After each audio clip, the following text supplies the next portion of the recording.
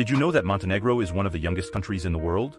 Additionally, it boasts an interesting peculiarity, the common practice of walking around nude. Located in Europe, specifically in the Balkans region, Montenegro shares a common history with other countries like Bosnia, Croatia, Slovenia, Macedonia, and Serbia, which were part of the former Yugoslavia. After Yugoslavia disintegrated and these nations gained their independence, Montenegro joined Serbia to form a single country. Fascinating, isn't it? In May of 2006, Montenegro achieved its independence through a referendum. Looking back over its history, Montenegro had moments of autonomy from the Ottoman Empire in the Balkans. Its independence was officially recognized by the Treaty of Berlin in 1878, which also granted independence to Bulgaria, Romania, and Serbia. In 1910, Prince Nicholas declared himself king, but the Kingdom of Montenegro lasted only 8 years. After the end of World War I in 1918, everything changed. Montenegro ended up being incorporated into the Kingdom of Serbs, Croats, and Slovenes, which later became the Kingdom of Yugoslavia in 1929. During World War II, guerrillas led by Tito used the mountains of Montenegro as a refuge. After the region was liberated in 1944, Montenegro became one of the 6 republics forming the Socialist Republic of Yugoslavia. However, in the 90s, Yugoslavia dissolved, with 4 republics declaring independence. So, in 1992, Serbia and Montenegro decided to form a new federation, with Serbia holding a dominant position. In a referendum that year, there was a vote in favor of union with Serbia, but under somewhat unequal voting conditions. From 1996 onwards, the government of Montenegro, led by Milo Đukanović, began pursuing a policy of independence from Serbia. They even changed the official currency to the German mark and later to the euro. The Montenegrin government openly advocated for independence, despite delays in referendums on the matter, such as in 2002. But in 2003, there was a new cooperation agreement between Serbia and Montenegro, with the support of the European Union. And that's when Yugoslavia officially ended, giving way to Serbia and Montenegro. Around 2006, Montenegro was in discussion about holding a referendum to decide whether they should become independent or not. After much waiting and debate, May finally arrived, and the referendum took place. Surprisingly, more than half of the population voted in favor of separation from Serbia, about 55% of the votes. And it didn't take long for things to move forward. On June 3, 2006, the Montenegrin parliament officially declared its independence. It was a historic moment, and Montenegro became the youngest country in the world at that time. A true landmark in history. During the 2006 FIFA World Cup, there was an interesting moment in the sports arena. Italy took the trophy in that edition, but something curious happened with Montenegro and Serbia. They had separated just a month before, but due to the scheduling of the games, they competed together as a single team. After the end of the World Cup, the federations of the 2 nations decided to separate the football teams for future competitions, each representing their own country with distinct names and emblems. Geographically, Montenegro shares borders with Bosnia to the northwest, Croatia to the southwest, Serbia to the north and northeast, and Albania to the east and southeast. Despite sharing some cultural similarities with Serbians, Montenegro has always had a strong desire for political autonomy, widely supported by the majority of the population. This pursuit of autonomy may even bring the country closer to the European Union. This small country called Montenegro has an area of about 14,000 square kilometers and a population of only 617,000 inhabitants. The majority of the population is Christian, representing 74%, although there is also a significant Muslim community. Despite not yet being a member of the European Union, Montenegro uses the euro as its official currency. Montenegro's current economic situation is somewhat challenging.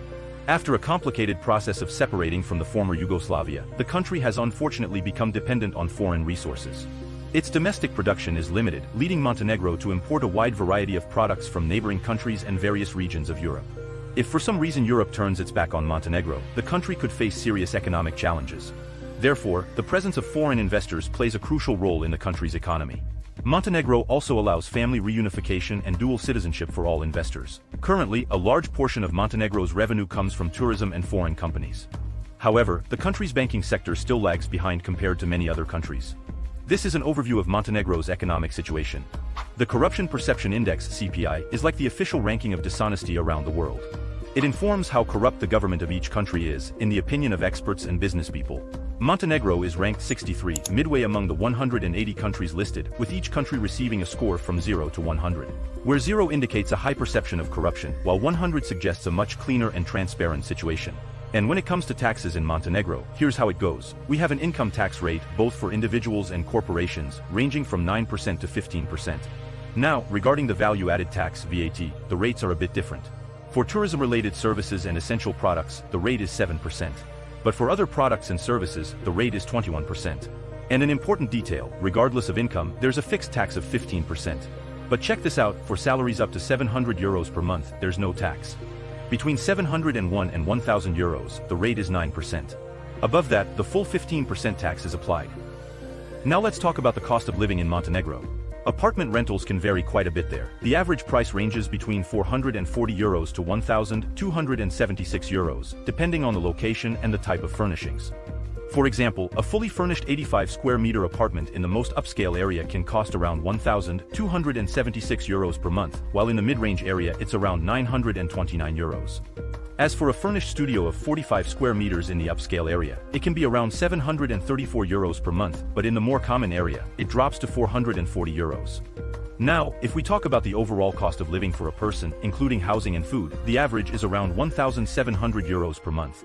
Of course, this can vary depending on your lifestyle and personal habits. But that's more or less it. To top it off, let's talk about the minimum wage in Montenegro, which stands at 532 euros. Compared to other European countries, it might seem low, but living costs there are generally more affordable than in most European countries. Regarding the public healthcare system, it's important to note that while it may not reach the highest quality standards, it also can't be completely dismissed. If you're a manager or work in a company, you can use the system for free as long as you pay some monthly contributions. But you can also opt for the private healthcare system, which has various private doctors, and usually the prices are good. So, there's an option for everyone. I'm not sure if you're aware, but in Montenegro, there are beaches where nudity is acceptable. For instance, Jazz Beach and Ada Bojana Beach are places where enjoying without clothing is possible. And it doesn't stop there are more places like this.